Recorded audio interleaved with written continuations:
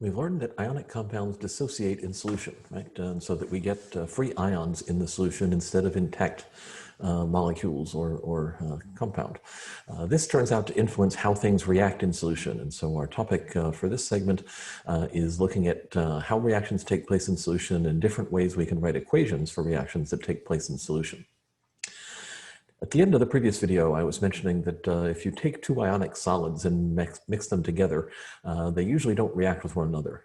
The reason for that is that the bonds in each of the solids are very strong, and so the different ions don't really get out and interact with the ions from the other substance. Right? But if you take those same compounds and first dissolve them in water and then pour the solutions together, oftentimes there'll be a very easy and rapid reaction that takes place then. That difference is because the act of dissolving the individual compounds into water separates the ions. And then I have the individual ions which can pair up in different combinations to make a different product. So let's look at an example of a reaction where this is what's happening. So there are some pictures here showing me pouring together solutions of potassium iodide, that's the Ki here, and lead nitrate, that is my PbNO3 twice there.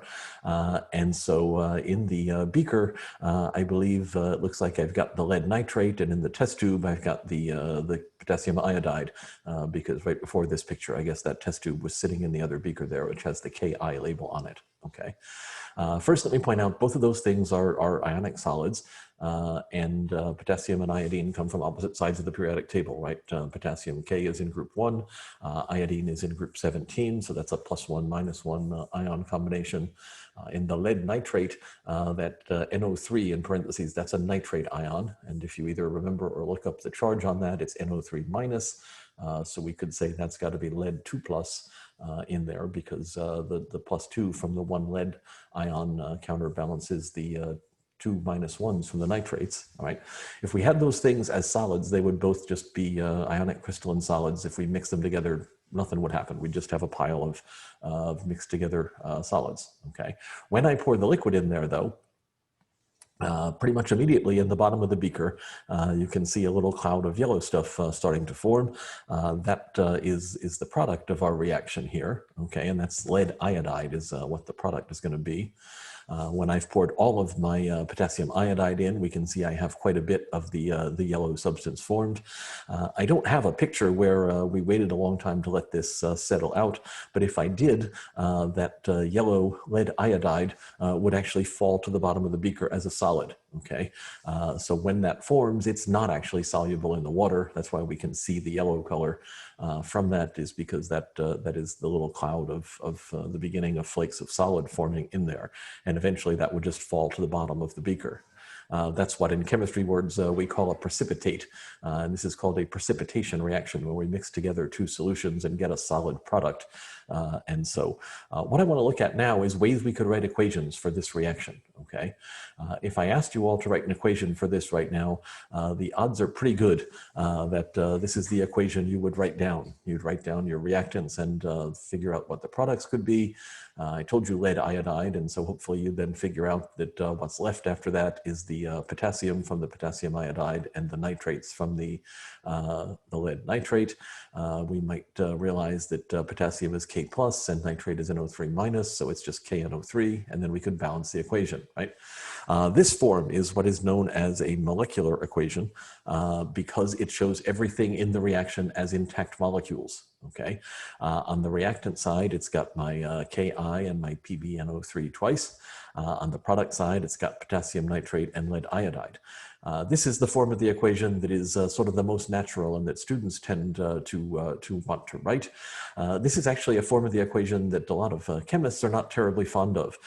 And the reason for that is that of those four things, the lead iodide over here is the only one that actually is intact as a compound in that beaker. Okay, so in the beaker, there are no actual Ki molecules floating around. There are no lead nitrates. There are no potassium nitrates. There are just dissociated ions, right? Because all of those things are ionic solids, right? The nitrate wrapped in parentheses, that's a clue that it's one of our polyatomic ions.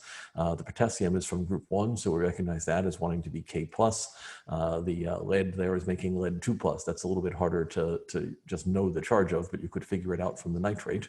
Okay, and so this description has in it a number of things that if you were able to shrink down and be swimming around in the beaker with the reaction, you wouldn't see any Ki molecules, for example, floating around. So let's think about what you would see. You would see ions, and so in the solutions we have free or dissociated ions, right? So my potassium iodide, my Ki, dissociates, and when that breaks up, it makes K+. And I minus. And again, we know those charges because of where those elements are in the periodic table. Potassium in group 1, iodine in group 17, the halogens, and so those make +1 and -1 charged ions respectively. So I get K pluses and I minuses. My lead nitrate is also a soluble compound. We know that because it started off as a clear solution. Nitrate is definitely NO3 minus, so from that formula I know I get 2 of those, and that tells me that the lead has to have a 2+ charge on it, because that lead nitrate altogether has to be charge neutral, and I can't have a net electric charge on a solid substance. On the product side, the potassium nitrate is also dissociated because that's another ionic compound that's soluble in water. The lead iodide is one that is not soluble. Okay, so that one is in fact in there just as the solid. That's why we see the yellow powder that forms in the beaker. Okay, this is an example where if you actually just wanted to predict this would happen, you would need to know or look up what are called solubility rules. If you read in the textbook, when you come across the part where it talks about solubility rules, it says something like you should ask your instructor if you need to memorize these. And the answer is no, you don't need to memorize those. You know, there are things that people that do a lot of wet chemistry get used to, but frankly, you're not those people, and I don't, as usual, don't care to make you memorize lists of things. So in this case, we know that it's not soluble because we saw it form as the solid when we did the reaction. So how can I use those ions and write an equation? I can write what is called the total ionic equation. Okay, that one says just write down all the ions that are there before and after the reaction. Okay, before the reaction, that says go back to what we had for our reactants, and essentially I'm just going to collect up all of these ions. Okay, I'm going to collect them up with the equation having been balanced though, so that means I'm going to take 2 of the Ki's, because in my balanced form of the equation I needed 2 moles of Ki for every 1 of lead nitrate, right? So my reactants then consists of those dissociated ions, 2K+, 2I-, lead 2+, and 2 nitrates. My products, I still have the K pluses and I still have the nitrates, and now I have the lead iodide, which does not get dissociated again because it's there as the solid. So the thing that's sort of weird about this equation is it's got things that are on both sides, right? So in much the same way that if you were doing algebra and you had 2x on both sides of your equation, you would just get rid of those. We're going to do the same thing here, or we often do the same thing here. So this says I've got 2K+ and 2K+. I've got 2 nitrates and 2 nitrates. So those potassium ions and nitrate ions, those are what are in chemistry language called spectator ions. That's because they're kind of just along for the ride. They're just watching the other things react, right? Those ions are there before the reaction takes place, and they're still there after the reaction takes place. So they didn't do anything, right? So just like if you were doing algebra and you were in this situation, you had 2x plus 2y on the left and also had 2x plus 2y on the right, you would clean those up, right? You would subtract them from both sides. If I do that in this case, then I get what is known as the net ionic equation, okay? Net because it's just the stuff that's actually doing things. So what's happened here is from this version, I've taken and eliminated the 2 K pluses from both sides and the 2 nitrates from both sides. If I do that, I get this equation, all right? This is the form of this equation that actual chemists like the best because it says iodide ions react with lead 2 ions to make lead iodide, all right? Why do we like that best? Because when I did this reaction in that little picture, I started with potassium iodide, right, with Ki. That happened more or less by coincidence because I went into the stockroom in Heldenfels.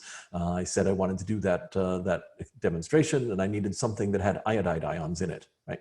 On a different day, if I went in there, I might have walked out with sodium iodide instead of potassium iodide, and I could have gotten the exact same reaction to happen, right? I still would have made that same yellow precipitate. The only thing that would have been different would have been that the other ions that were still in my solution might have been sodium instead of potassium, okay? Students tend not to like this form of the equation. The reason for that is if I say to you that Ki and PbNO3 twice react together according to this equation, you're going to look at it and you're going to say, I don't see any Ki, or I don't see any nitrate, right? And so what you have to do in that case is if you see this, you have to stop and ask yourself, okay, where did these I minuses come from? And the answer is they came from the Ki. Right. One clue to the fact that you might be looking at an anionic equation is they tend to have charged species on one or both sides of the equation. Okay, that's often a sign that you might have some ions that are in there that are not showing up in your equation. Okay. So try to get used to the idea that you might see these equations in different forms. If you do see an anionic equation, just keep your wits about you and just sort of process it in your mind, right? So if it said I mix together, I mix Ki and the lead nitrate,